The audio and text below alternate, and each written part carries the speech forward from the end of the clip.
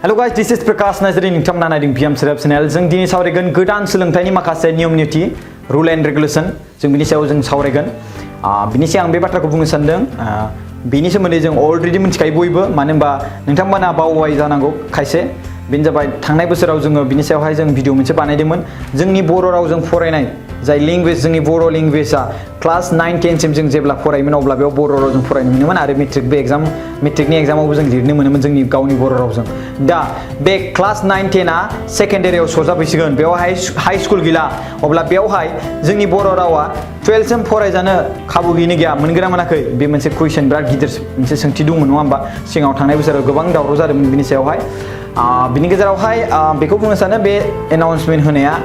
थांनाय बोसोरावनो होखादोंमोन बाट बांसिन पलिसिजों दाजाबनानै पलिसि दादेरनानै डाइरेक्टलि फुल इमप्लिमेन्ट माने खालामनो नाजादों दायो आरो बेखौ दाख्लैबावै 5 दिननि सिगां बेखौ एनाउन्स होदों बेखौ फोसावदों आं बे समाव भिडिअ बानायनो सानदोंमोन बाट बानायनो हास्लाबासै सरि एबाउट देट बाट आं दिनै नोंथांमोननि सिगाङाव बर' रावजों थख' फोरमायनो सानदों बेवहाय गासै 5 + 3 + 3 + 4 होनदों 5 + 3 + 3 + 4 बाट बेखौ आं नोंथांमोननि सिगाङाव फोरमायगोन बे मा 5 बोसोर जोङो अंगनाबादियाव फरायनांगौ होनना बुंदों 3 बोसोरखौ अंगनाबादि आरो बालबाटिका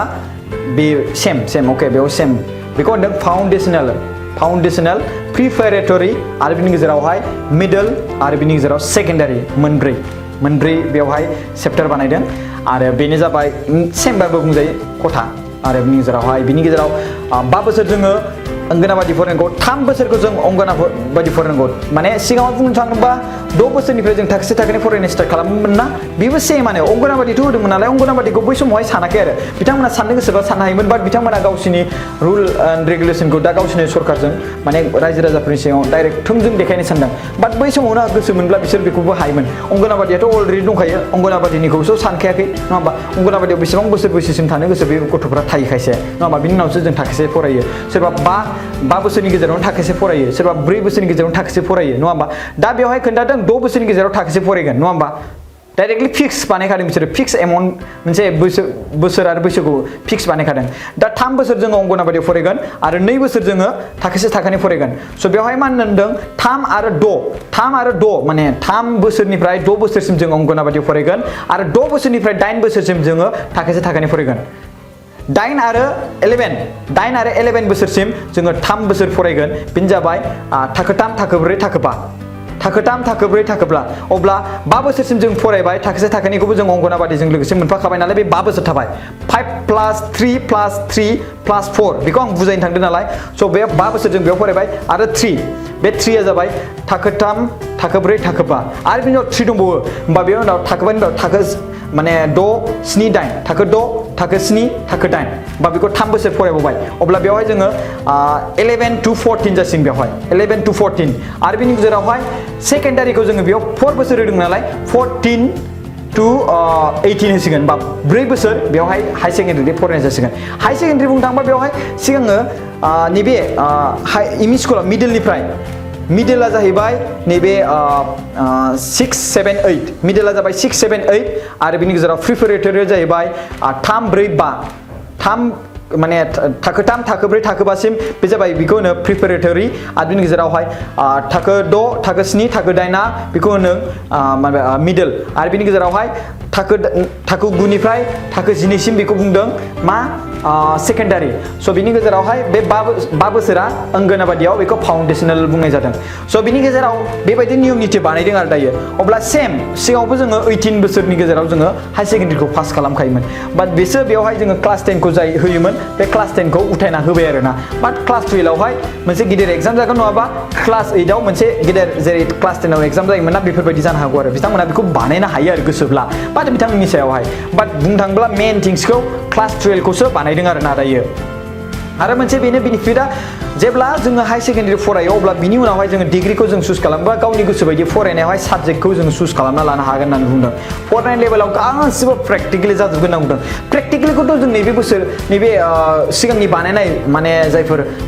स्कुलनि पलिसि बेयावबोथ' जों बानायनो हायोमोन बिसोर खालि स्ट्रिक्टल' जानांगौमोन गोसो होनानै बिनि सायाव स्ट्रिक्ट खालामनांगौमोन फरायनाय टिचारफोरखौ फोरोंगिरि टिचारफोरनि सायाव स्ट्रिक्ट एक्सन लानांगौमोन अब्लानो बेफोरबो जागौमोन प्रेक्टिकेलि जानाया कम्पिउटारफोरनि फरायनाय जुगथ' जाखादोंमोन बे समावबो नङा होमबा बाट एबारनि खेबाव गावसोरनि नियम निथि दानाय हिसाबै बिथांमोना गावसोरो मोजां सोलोंथाइ होनो नाजागोन बेखौ आं आसा खालामो आरो बे मोनसे बेनिफिट जे सासे फरायसाया जुदि एकाउन्टेन्सियानो फरायनो गोसो जादों कम्पिउटार साइन्सआनो फरायनो गोसो जादों कमार्सआनो फरायनो गोसो जादों बिथांमोना साबजेक्ट चुज खालामनो हायो बे मोनसे गोबां मोजां बेनिफिट बेखौ आं सानो आरोना बेनि मोनसे गोबां मोजां बेनिफिट आरो फरायनाय लेभेल नियम निथि बुङोब्लाथाय एके सेमखौनो बुंनो हायो बाट बेयाव मोनसे सोलायनाय बेनो कि क्लास 9 10 नि जाय एग्जाम जायोमोन बेयो डाइरेक्टलि सेकेन्डारियावहाय फिक्स जायो 3 बोसोर फाउन्डेसनेल आरो बिनि गेजेरावहाय प्रिपेरेटरि आरो बिनि गेजेराव मिडल प्रिपेरेटरि जाहैबाय